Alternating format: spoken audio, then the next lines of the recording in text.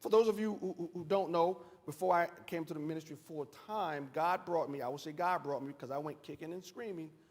God brought me and I worked 10 years on a psychiatric unit. I was a psych counselor for 10 years. I dealt with anxiety and depression in a secular setting for 10 years. Like I said, God brought me there kicking and screaming. And I thought so much about anxiety, depression. I would deal with the patients, then I would look at the scriptures, deal with the patients, look at the scriptures.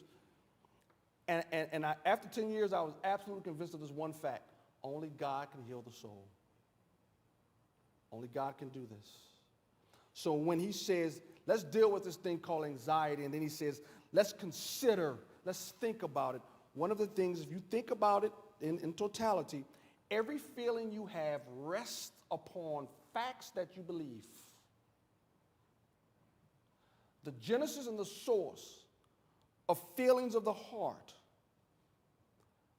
the bedrock of all those things is what you believe.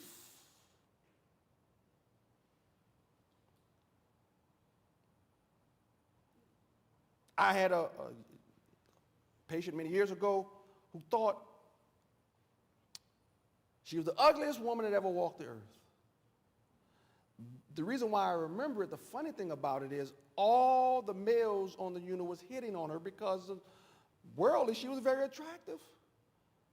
But she thought she was the ugliest thing. Why? Because some brothers told her when she was 5 or 6, she was ugly.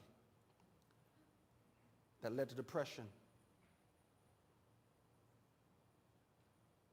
Why? Because she believed, which caused the depression. And I was like, you know your brothers, that's not true. She said, I can't tell you how many times my brothers, now that we're older, I can't tell you how many times my brothers has apologized to me with tears saying, we were young, we were stupid, you're not ugly. But she believed it,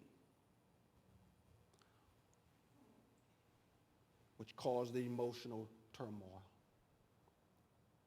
When dealing with anxiety, what does Jesus say? Consider. I want you to think this anxiety through. Consider. Think. Because if he could change your thinking, he'll change your feelings.